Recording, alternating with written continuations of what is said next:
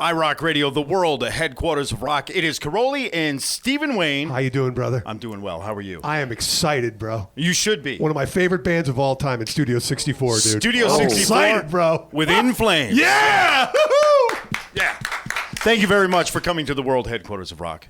iRockRadio. Happy to be here. Well, that's awesome. And, you know, we've been talking for the last couple of weeks when we knew you guys were going to come and hang out with us. We're like, man, this is In Flames, man. They've been together for 20 years or more, you know, and like all the influences and just the tunes and, man, the longevity. Do you guys ever stop and think, like, how the hell have we been together this long and done it for, you know, all these years? I think I at least I surpassed all my dreams and goals. Really, you know, I never thought I would be in a band that released 11 albums today. It's amazing, really, and I think that the reason that we are here today is just that we love what we're doing. We have the passion for the metal, and you know, you wake up one day here and there with a bad hangover and you just want to go to sleep. But you know, most of the days it's just. I love being here. I love doing this. So you mentioned that, you know, you surpassed, you know, many of the dreams you had when you started out. So what do you do then? You know, did you ever say like, okay, I've done all this, now what? No, but everything from now on, it's a bonus, really, you know. And just, as I said, being happy, wake up and knowing you play a show and you have fantastic people in the crowd and, you know, they bring the best out of us as a band. So it's just... Yeah, everything is a bonus. So tell us about the 11th studio album, Siren Charms. What do you know now, when you were recording that album, that you didn't know album one? I think we've learned a lot how to create music that will transcend well live. You know, and when we got to the studio in the beginning, it was like, oh, we can record all these guitars on top of each other.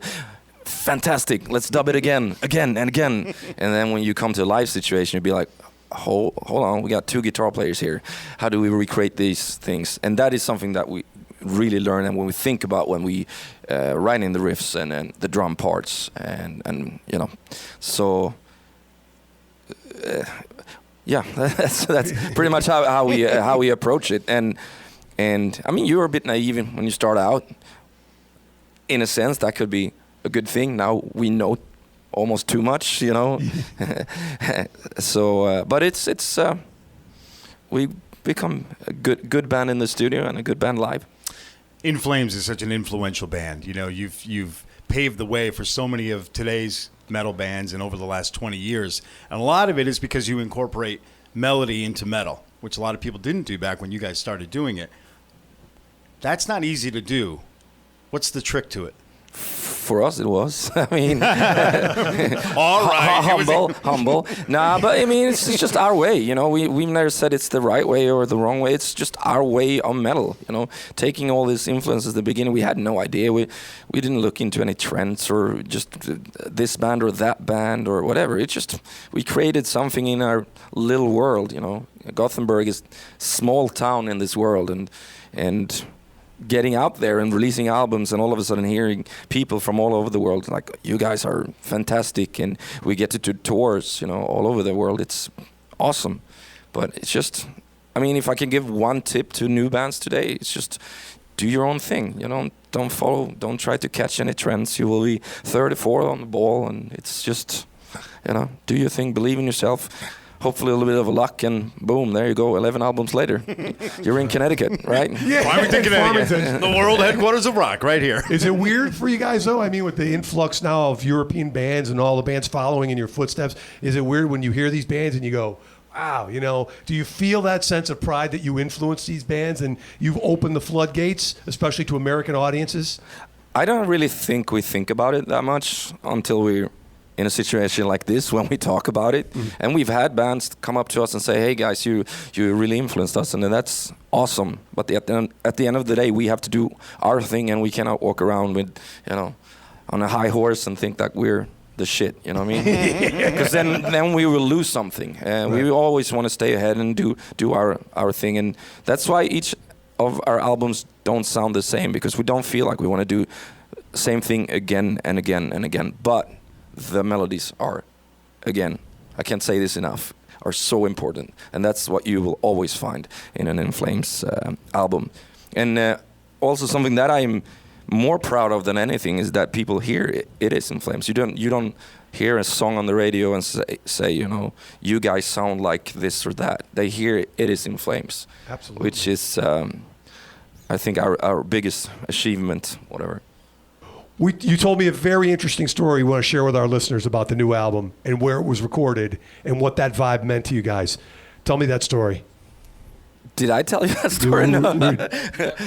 Okay, right. I think we have the same sort of the same story. Yeah. I was in Berlin a year prior to our recording, and it's such an amazing studio with these great artists, David Bowie and Iggy Pop and Depeche Mode and tons U2 and tons of bands recorded legendary albums there. And I just called up the guys afterwards, and this is the place, you know. I hope that being in Berlin at that time of the year, where we're in November, December, right? And it's dark and gloomy and cold, and the city itself has such a great history, or huge history. And walking these streets towards the studio, that will give a certain vibe. And I don't think we all thought that would happen to begin with, you know. You can just go to the studio, plug in and play, right? But I think overall it did affect the album, how it sounded in the end. And I'm musical nerd.